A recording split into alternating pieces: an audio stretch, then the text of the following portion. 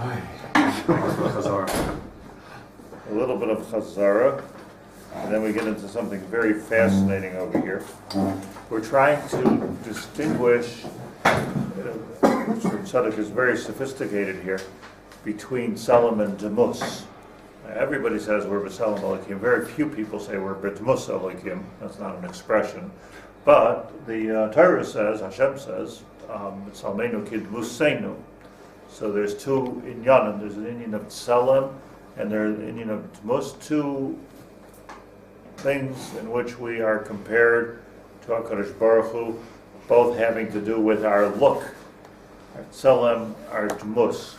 We're not sure which is higher, which is lower, and this is something that only Rav Tzadok could do, is he explains to us what's the Tselem, what's the Demus. So to make it short, because for the purpose of review, we see that Yaakov, when he had his dream, his famous dream, and saw the Sulam takes you to higher madregas. Sulam, that's what the purpose of a ladder is. To take you to higher madregas, rung by rung. When he had it at the top of it, so Chazal say they're actually medayik from Sukkim that he saw the Kisei HaKavod. Kisei HaKavod, we all know, is in terms of the four Oilamos of Atzilus, Bria, Yetzira, and Asiya. We know that the Kisei HaKavod is in, we all know, in Bria. The Kisei HaKavod is in Bria. The Kisei HaKavod, this is the Aleph base of the Space Medrash. The Kisei HaKavod is the Makor of Neshamas. That's where Neshamas are made in the Kisei HaKavod. We've even discussed why it's called the Kisei HaKavod, but it doesn't mean the throne of Hashem per se. The Kisei HaKavod is the Makor of the Neshamas. Do you remember the Gemara that says that that Menashe was a Rasha, Menashe HaMelech was a Rasha, and killed his grandfather Yeshayahu? He's going to come up here. A strange kind of a Rasha. He took over the whole Israel, like he was the prime minister of Israel, the king of Israel, and killed Talmidei Chachamim, killed Yeshayahu, his grandfather. He said how he was his grandfather because Yeshayahu's daughter married Chizkiyahu HaMelech.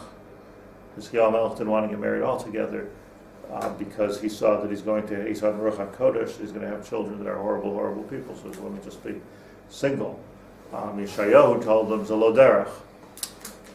Ruach HaKodesh here, Ruach HaKodesh there, he's supposed to get married. So he got married, and sure enough, he was right. He had Menashe, who turned around and killed Yeshayahu.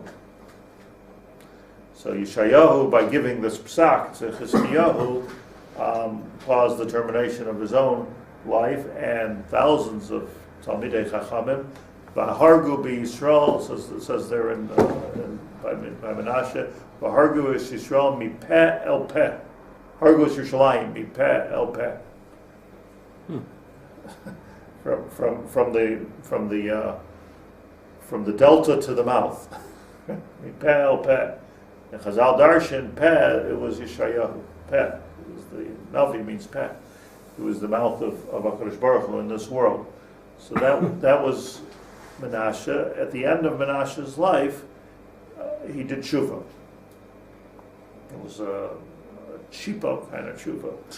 He had Yisurim. He was a very, very sick man at the end of his life, and he was in huge pains.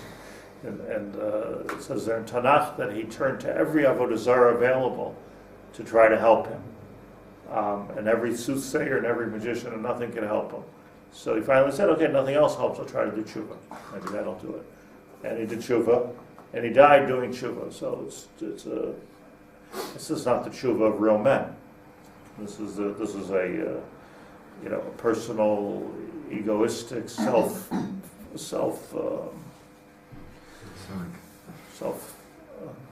fulfilling, self-serving tshuva. And the Malachim, says the Gemara, did not want to accept him in Olam Haba. Like, after he killed so many people, he killed Yeshayahu HaNavi, he killed his successor Russia, they want to accept him in Olam Haba. And HaKadosh Baruch Hu, says the Gemara, said, look, tshuva is tshuva. And I have to accept him in Olam Haba. And he was chosar tachas kisei hakavod. HaKadosh Baruch Hu made a hole under the kisei hakavod and pulled him in from there to get away from all of the, in other words, talk about protexia, like he cut through all of the malachim and all the malachi chavola and everything. He did tshuva.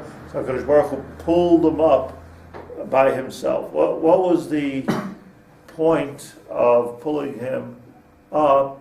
Tachas kisei hakavod. Is that where we want to end up? Tachas kisei hakavod. That doesn't sound too bad, but it doesn't sound also like Gan Eden.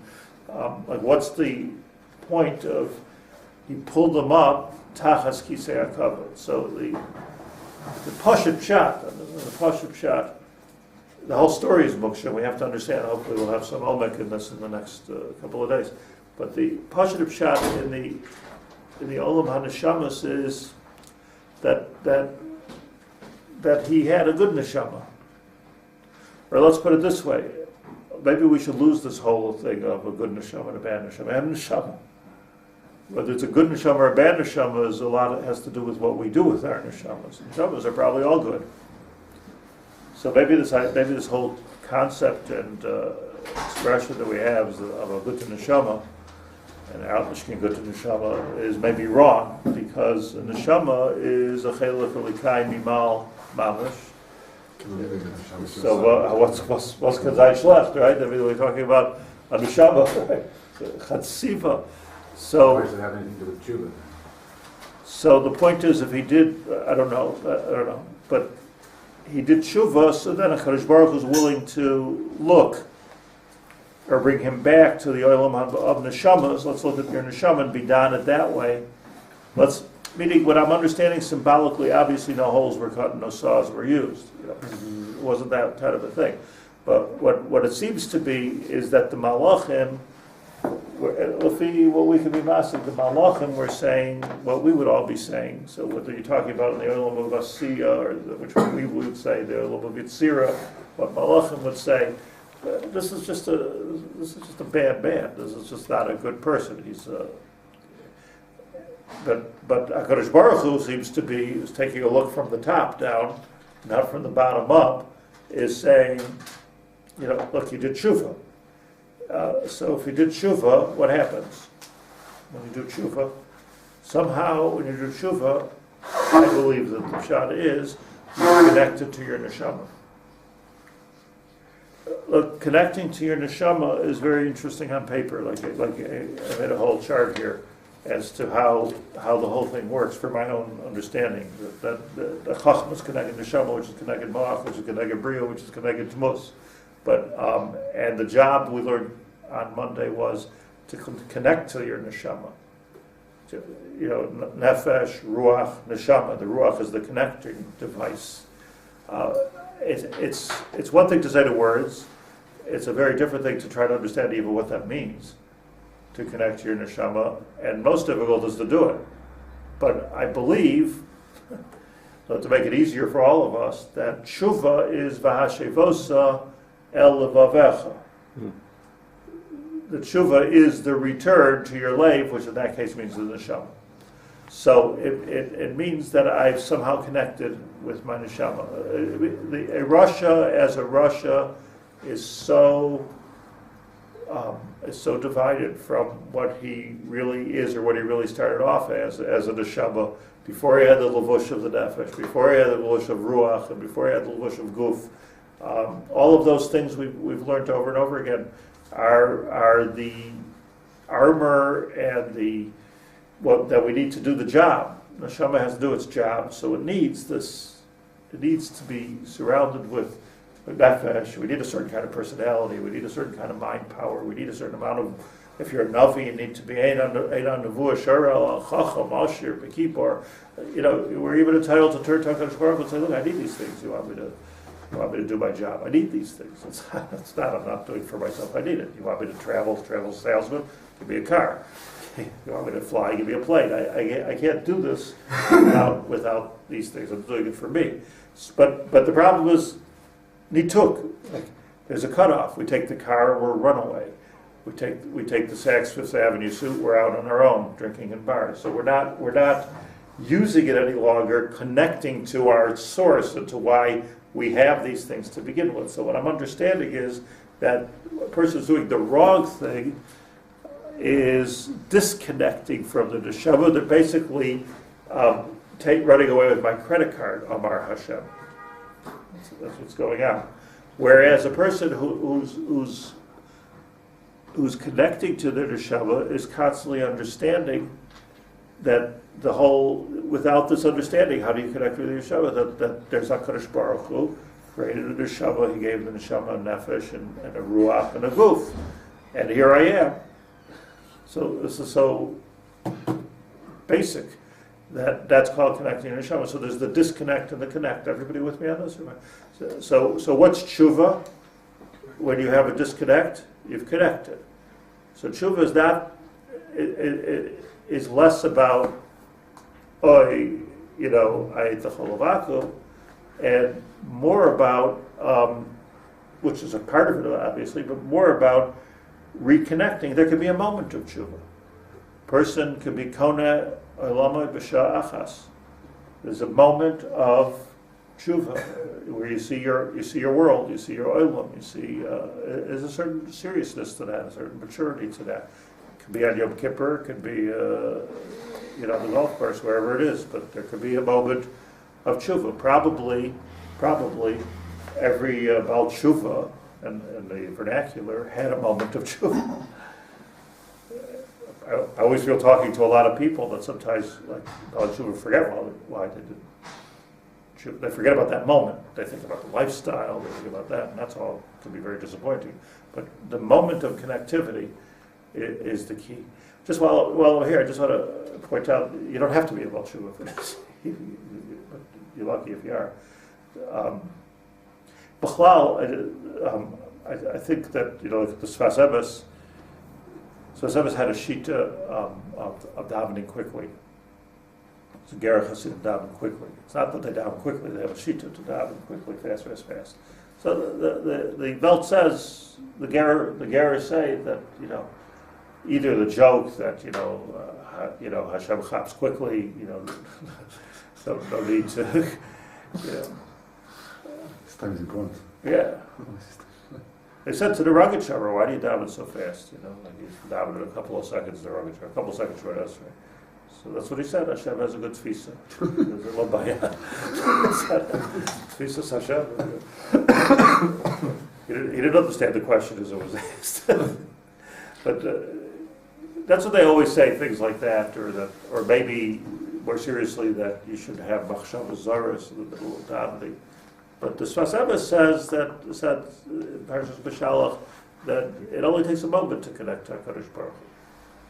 That if you understand the purpose of tefillah, it's about finding the needle in the haystack and getting to that moment, which is not mazel and not happenstance. It's something they have to learn how to do. So if a person davened and didn't have that one moment, maybe it's a second of connectivity somewhere in there, that it's questionable whether you've davened. I believe this is what Chaim Brisker meant when he said that the only kavanah, which is ba'akev tefillah, is dalif nebiat omer. That's probably what he meant. If not, so this is all tshuva. So the tshuva is reconnecting with the neshama. So it comes out that Menashe, HaKadosh Baruch Hu opened up the Neshama center, Tachas Kisei HaKavod, which is where that is, and pulled. What did he pull? He wasn't flying through the air, but he said there is a moment of connection here with this Neshama. He did do tshuva, so forget all the malachim that are looking at everything that he did. Let's talk about what he is. He did connect with his Neshama. Now that doesn't mean that he gets the same Gan Eden as the Chazon Ish, but it does mean that he had a moment of connection with his neshama.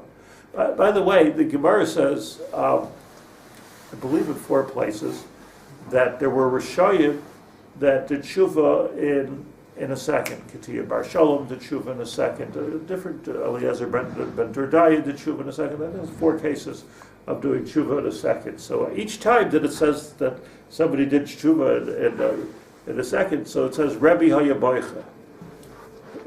Rabbi Yehuda, every time he said these stories over to his Talmidim, where he heard the story, Chazal, he would start to cry, and he would say, Rabbi was a tzaddik, he was FFB tzaddik. I mean, he was, but he would say, Yesh koidoi elaboi b'sha'achas v'yesh koidoi elaboi b'kamo shonim. You know, sometimes some people could just do tshuva in a second. And some koda, the lashon is so beautiful. Koda olabo. That's tshuva. Why does he say you can do tshuva? Why koda olabo? Olabo. Stick it. No. Olabo. A person's oilam hatzilus, oilam habriya, oilam hayitzir. Olabo, he connected with his neshama. You see, look what he did. And some people it takes years and years of spiritual fitness, exercise to be able to connect to that neshama. So that's what Rabbi's observation was on a person who does tshuva on their deathbed. Or a person who just somehow redeemed. What was the stories? The stories like Ketiyah Bar Shalom. He wasn't anything special. He was he became a Roman minister. You know the story? I think it is. He became a Roman minister, and he was on the Roman Parliament, and he was part of the Chorban Beis HaMikdash. And when the Caesar got up and he said, we need to kill the Jews. Like we need not just destroy their buildings, but we need to kill the Jews. He stood up for the Jews, and they killed him. And as they killed him, he said, "Ashma Yisrael Hashem Elokeinu Hashem Echad." It was one of the cases. So Rabbi heard the story. Rabbi was after that 100 years. Rabbi heard the story, and he was crying. Yesh koda oilamai b'sha'achas. That somehow this moment had this man, Ketiyah Bar Shalom, had a moment of connection, right? He had a moment of connection. What happens when you have a moment of connection? It means your olam, you have a kinyan in your olam. You can go your whole life not have a kinyan in your olam. God forbid. You can live your whole thing and your life is like a monkey or a turtle or like this. You have to find that point of connection. Now here's the question: why did Rebbe cry? Were these tears of joy or were these tears of sadness? Every time it says Rabbi Hayabocha. What was the Bechia here? Rabbi Haber, like it says every place else in Shas. Rabbi Haber. What's Rabbi Hayabocha? So what was the Bechia? What was his Bechia? Rabbi Hayatzachak. Isn't it beautiful? And he thought that everybody else is underutilizing their potential. That's what I always thought. This guy did so much in 1 second, and I didn't. And I've been working on it for years. I should be like 100 times greater than I am. So I think you're saying it nicely, but I think that's actually the positive shot. In other words, it was.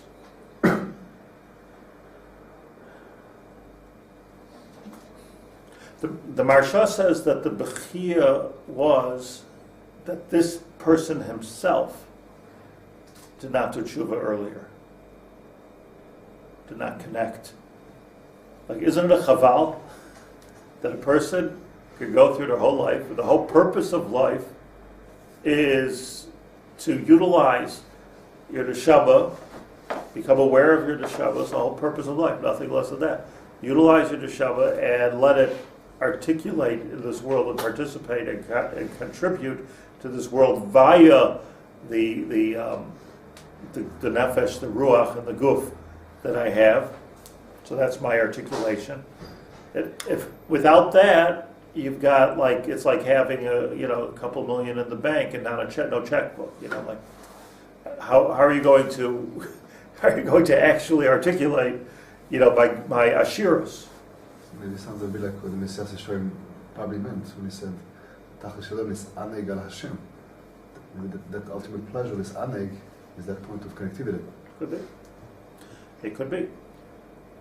It's certainly got to be an oneg. So Rabbi Hayabocha, says the Marsha, if the whole purpose of life is connection, so is it a chaval that Menashe killed his grandfather Yeshayahu and who knows how many thousands of Talmidei Chachamim before he decided to connect to Hashem. I'll take him in here, the Olam of Neshamas. But he's not playing golf in paradise. He's not, he's Chaval, so here it's the purpose to connect to Hashem every single day and as early as possible and as much as possible and Agav, if this is in fact the purpose, it changes everything because one has to think about one has to think about the priorities and where money comes in and what to spend on money and where vacations and houses. I'm not giving Musar, I love all those things. But I'm just saying that one has to think, is this fulfilling my tachlis? Am I using my goof, my nefesh? Am I using those things for what they were created for? I mean, a little bit, okay, even if you're doing big business deals on the company's expense, you're allowed to eat lunch. Nobody's, but if I'm starting to abuse my privileges, so then that's basically a Russia. So we're talking about nituk, chibur.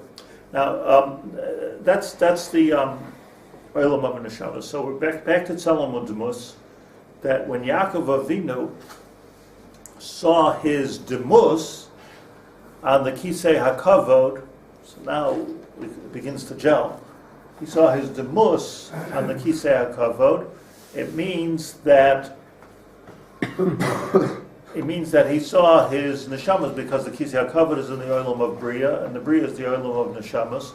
So what it means is that in that dream, he connected to himself. That's what it means. Now, why didn't he see Hashem? That would have been a sweeter dream. Whoa, I saw God. So the answer is, Moshe Rabeinu also didn't see Hashem. Lo yirani ha'adam b'chai. Rav Tzadok is going to say in the next page, I'm just giving the... When you see yourself, you're seeing a part of God anyway. Part. The most itself. So Rav Tzadok says it as follows, that when you're seeing your neshama, if a person can actually elevate themselves to connect with their neshama, as Yaakov Avinu did in that dream, and most Nevi'im did in a dream, Daika, most of it came in a dream. Because a dream is the time where you're sleeping, and when you're sleeping, you're mispashet from your gashmi. So you're less about guf and nefesh, and you're more about ruach and neshama. Mitzad echad. Mitzad sheni. You ever think about this? That Eina chaloim hoylech ela achar hapoiser. Somebody has a dream. You're supposed to say it's a good dream. Pitron chalom. Even the Tanoim, when they had a bad dream, they used to go around to try to find a poiser chaloim. Somebody's going to be poiser l'toy. It's the whole story of Yosef, the whole story of Paro, the whole story, everything is so.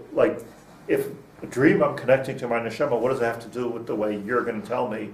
Your tooth fell out. It's a good dream. What my kesher? So the answer is it's connectivity. How are you connecting this tremendous connection to my neshama, which I can have to a chaloim, and articulating all the way down to this world? The answer is with somebody's deeper. Understand this? So that's why hakol hoylech achar hapisaroin. The peh goes from the world of neshama to the world of ruach. That the chaloim could be the holiest thing. It could be a glimpse, mamash of. So Yaakov's chaloim was to see the Kisei HaKavod. So Rav Tzadok says brilliantly, says that in a chaloim of kedusha, chaloim of nevuah like Yaakov had, or as Yeshayahu had, or Yirmiyahu had, or Daniel had, and he brings all of those examples we're going to learn. So you can come to a point of, you can see the Pnei Elokim. Pnei Elokim doesn't mean you see Hashem. So you can come to a point where what you end up with is a mirror, and you see yourself. Moshe Rabeinu came to the mirror and he was frustrated with the mirror, and he said, I want to see through the glass. And HaKadosh Baruch Hu told him, well, you're on the other Machai, that's later. No, that's after you die.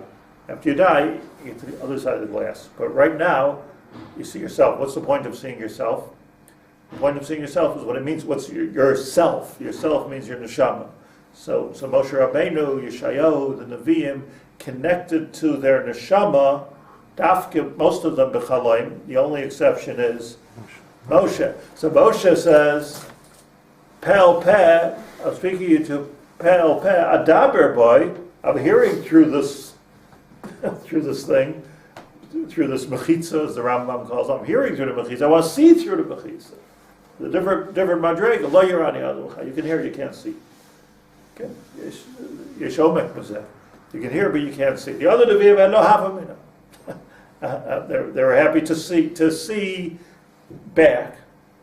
Havdalah of Havdalahs, like it reminds me of Alice in Wonderland. You'll forgive me, but it's just such an interesting, Alice in Wonderland was, I think, was written by Lewis Carroll in the late 1800s. But from his chap came out Looking Glass Psychology, which was in the early 1900s. Looking Glass, you're familiar with this? This idea of Alice in Wonderland, we think it was like a kid's story, wasted. Totally wasted. What happened is she looks into a looking glass, which is a mirror. That's what a looking glass used to be called. It's a better name, looking glass. What are you doing? I'm looking into a glass. That's a looking glass, right? So I'm looking into the glass, and she's not just seeing like her curls. She's seeing a whole wonderland.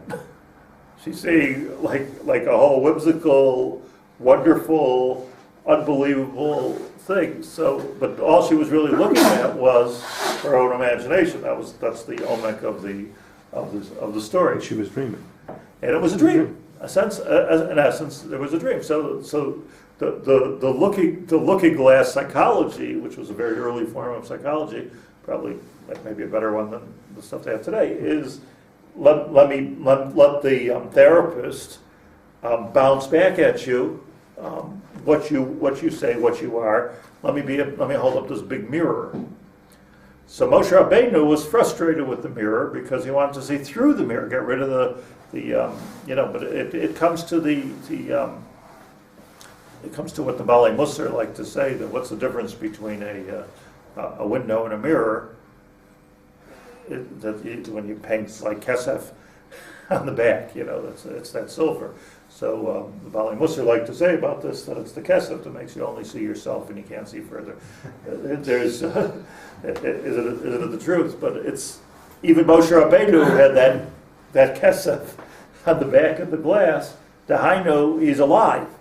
Lo yirani adam b'chai sof kol sof. If there's even, and it was the adam mikol adam, if there's even one drop of personal in this, then you can't see through. But you see a lot. You can see a lot when you see yourself. Wonderland. You can see a tremendous amount. So what do you see? You see, by seeing your neshama back at you, would you like to have a glimpse of your neshama? To see what you were created for, and what your purpose is, and what your potential is, and what you're able to accomplish, and why we have to work backwards. Okay, well, I have this goof, I have this nefesh, I'm good at, I'm good at poetry, I'm good with my hands, I'm good with this. So we work backwards. I'm a good mathematician. We work backwards, say, okay, well, that must be what my neshama is all about. Okay, that's a hard, there you have to go already to Chachamim, and you have to try to figure out what you are. You have to take all kinds of aptitude tests, and it's complicated. You have to go to consult astrologers to try to figure out. Wouldn't it be nice to just see your neshama? Just give me one time a glimpse of our neshama. So Rav Tzadok says in the Tzidkas Hatzadik, you do get a glimpse of your neshama. Don't feel cheated. Everybody does get a glimpse of the neshama. Just you don't get it over and over again. You just get it once. So you gotta find. Maybe that's that moment of connectivity and tshuva that we're talking about. So Yaakov Avinu saw his demos. So I'm I'm saying a lot of things, I apologize, but there's a lot of things to say. So the one thing we're saying here is that the olam of Bria is the olam of the Kisei HaKavod, is the olam of Neshamas. Remember that. Bria, Kisei HaKavod, Neshamas. The other thing we're saying is that there was a Yaakov here, and there was a Yaakov there. Ein zeh, down here, Kim Beis Elikim, V'zeh, what's the next words? Shar HaShamayim, right? This is my gateway to heaven. This is my way to connect. This is the way, this is the door that I have to walk through. Zeh Shar HaShamayim, I could see my olam. He goes up to the looks at the top of the ladder. He sees on the middle, what's in the middle between Bria and Asiya, which world? Yitzira. What's living in Yitzira? Malachim. Malach Elikim. Oil of the Yardim boy.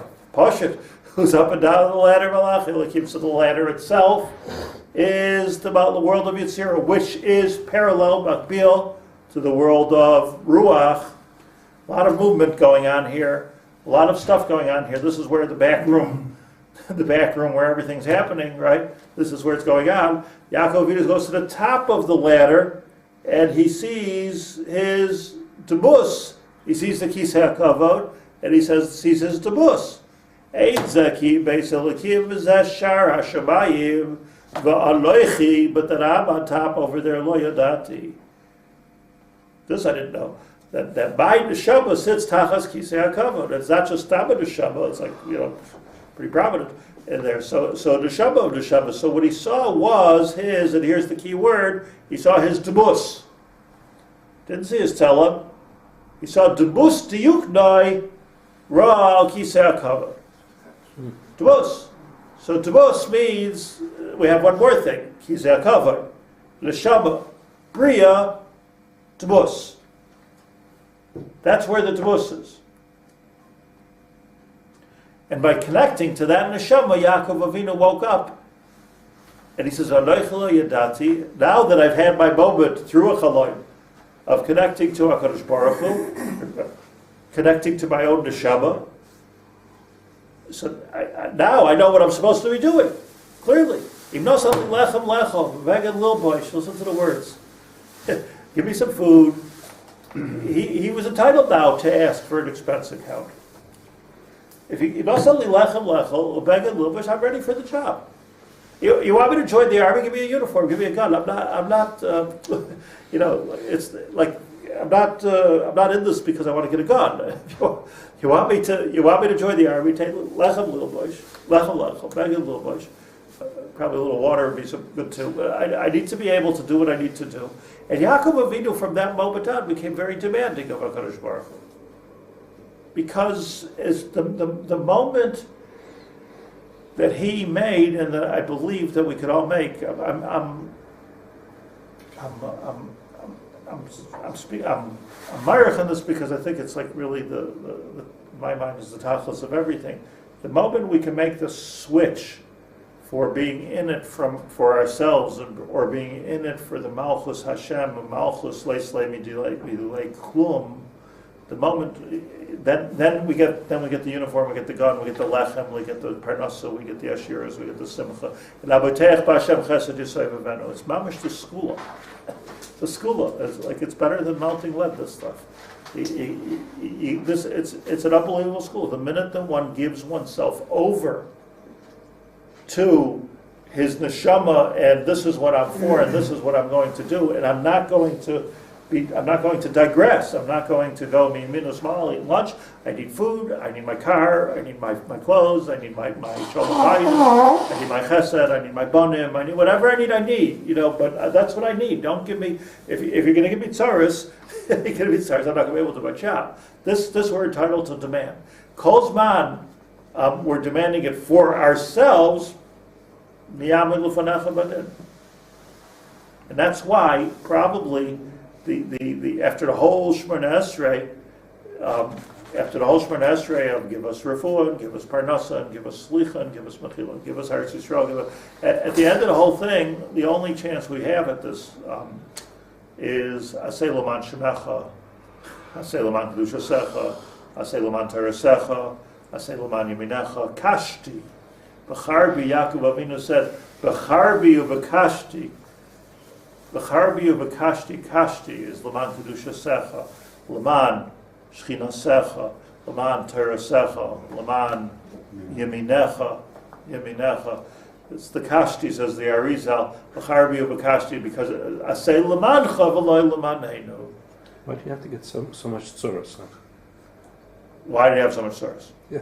Because you don't have it Yaakov. Yaakov. on his level. But that's what we ask. We start with the Obviously, those are the tikkunim that he needed to make. But is that why we ask about the chayim first as the first bracha? why? To help us understand that concept. Yeah, you can't do anything with that. Elu chadas, but you can't do anything. So I just think that the best part of Shemona Esrei is really the last few words there. Say Laman. Like if I could do it by out schus, local kach pashut. If I'm the driver, give me a nice car. I'm good with that situation. So let's learn a couple lines. Just one more nakuda here is that that's important to understand in the whole picture that we're painting is that as much as it's true that the highest part that a person can be masig is the olam of bria, meaning as high as our minds will go. I'm talking about holy minds now. As high as our minds will go, as we can be masig what's going on in this world. That you need a microscope. You can be masig even what's going on in the world of Yitzira, and apparently you can be masig. Maybe you need a chalom, where you have a hispashtus of gashmis, tzechad, meshishim, and maves. So you could even be masig the world of bria, except for Moshe Rabeinu was able to do that while he was awake. Moshe Rabeinu was able to, at any time, I'm right there, I'm in bria. So he transcended from asiya, Yitzira, to bria. But, and then, further than that, lo yirani adam muchai. That's what we just learned, right? You can't see any further. We don't have the tools. We don't have the tools to be able to go further into the world of Atzilus. So therefore, we don't really see Echad on the true level of Echad, because we can't be Masig Echad. It's for whatever reason, Kach Gazer Hashem, we can't really be Masig Echad. All we can see is from where the period begins. That's where we can see. You get married, two neshamas from Bria, work their way through Yitzira, work their way through Asiya, and then come back. We can be ma'ached, but we don't necessarily see the echad. We don't see that echad. I just want to point out that we don't see the echad, but you have to remember that we only see the neshama, and for that matter, our own neshama. We have to remember that the neshama is connected to HaKadosh Baruch Hu. So although we get stuck on this mirror and we're seeing back at ourselves, which is Wonderland, but nevertheless, the neshama itself does connect with HaKadosh Baruch Hu. So let's look at it like a klisheni. It's not kli rishon, but there's only one, in the words of the Rambam in Shemona Prakim, there's only one mesach hamavdil here. Very, very close, but you can't see as panai lo yiro. You can't see the as panai lo yiro. You can see even the Reisas Achorai. And Achorai is pretty echad. What does the Gemara say when it says that Moshe Rabeinu saw Hashem's back? He didn't see his front. What did he see? Ra, Kesher Shel Tefillin. Kesher Shel Tefillin. He couldn't see the Shoresh, he saw the Kesher Shel Tefillin. Because the Kesher Shel Tefillin is Makasher, the right strap and the left strap, Yamin and Small, which is Chesed and Gvura. So that's not Echad, that's Pirud. That's Pirud. But he was able to see a Madrega of Echad where the two come together, and that's Tiferes. That's what he was able to see. So there was one Madrega of Echad that he was able to, he couldn't get the whole 9 yards. He couldn't see the panim of Hashem. I want to see your panim. Hareni nas panecha. Imein panecha holchim al taleinu mizeh. Turn around. No. You could see the Madrega of Echad of Tiferes. That's what you could see. You can see how it all comes together. So that's when you connect to your neshama, this question that you had doesn't exist. Because you see a Tiferes Yaakov, Tiferes Yisrael. That's the Tiferes that we're talking about. So this is where... there's no bad then? I mean, it's not bad? it makes sense. At least it makes sense.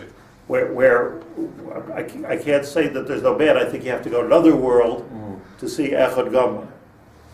But it makes sense. Tiferes makes sense. Still a little naughty. In other words, I for some reason, I've mastered certain areas of rabbinics and certain ones I'm really bad at. There's a lot of parts to it. So one of the things I'm really bad at is making people's shorosh bigger and smaller. I just have people over years and years. Okay, can you just make this a little smaller for me? It's really embarrassing. I can't. I'll go out to Google. I'll check how to do it. I just somehow can't do it. It doesn't seem like it should be such a Penny could probably do it, right? You could do. That part of rabbinics I I can't. I just can't. I've got a little booklet at home with the diagrams. Right. Little arrows at it. So, Rabbi, this thing you said about... I was just point out, I'm lacking in the Tiferes area. In other words, it is what it is. I'm good with the kesher, but to start messing with the kesher is symbolically very difficult for me. Other people can do this in their sleep. So there's something there. There's something there. The thing you said about the Neshamas seeing the actors even though we can't see, is that why Yosef's brothers drank wine when they were together with him, even though they didn't realize they were together with him yet? It's good part. Okay. They saw before they saw. Yeah. The Gemara is full of this. Ihu leira, mazal leira. There's a different type of chush, a different type of a re'iyah. I'm saying this introduction because I want to actually go through I don't want to start with the text until Monday. But in the re'iyah of Olam Habriya, Neshama, so it seems to be there's two madregas. One is called Aspaklaria Me'ira and one's called Aspaklaria She'ena Me'ira. So what was the difference between Moshe Rabeinu's Nevuah, asks the Gemara, and Ishayahu's Nevuah? So Moshe Rabba Aspaklaria, which is Greek, Aspaklaria, Lashon, glasses, spectacles, spak, it's your field here. Aspaklaria, it's a good name for an eye store. Lens. Me'ira, lens, exactly right, that's the word. Aspaklaria Me'ira. And Kol HaNavim Ra Ba'aspaklaria She'ena Me'ira. So Moshe saw something that everybody else didn't see. There was two things about Moshe. First of all, he could have B'chol Beisi Nemanhu, wherever he wanted to have a nevuah, he could have a nevuah. He was always connected. He was plugged in all the time. Wi-Fi. Yeah, he was always on, always on, always on. That's all. You don't have to. With us, it's like if we're ever on, it's like the old days. They go turn on the modem. Beep. Like that. Wait until the page downloads. Forget it. It's always on. I always say when I went to years and years ago, I went to Beryl Soloveitchik for hair to get into Brisk. So at the end, he said to me, "Where are you going from here?" So I said, "I got to get a taxi." So he said, "How are you going to get a taxi?" So I said, "I have to call." So he says, "Oh, I have a phone." Okay, his offer to use his phone. So I said, "Okay." So Rashiva doesn't mind a phone. So he got up on a chair and he went up to the top of his cabinets and he takes out this phone and he puts it onto the counter and he plugs it in, those good old plugs. Like he was taking down like the toaster or the mixer has to take down the phone, So, I made the phone call, I called the taxi, then he took it, put it back up there. So, well, what would you think of my iPhone? I don't know. Talk about always on, always off, like in terms of phones, because he was always switched on. I guess in the other areas. But the point is that Moshe Rabeinu was b'chol beisi nemanhu, always on, peh al peh adaber boy. that he was able to have conversation with HaKadosh Baruch Hu, so therefore it wasn't just hearing, it was hearing and seeing.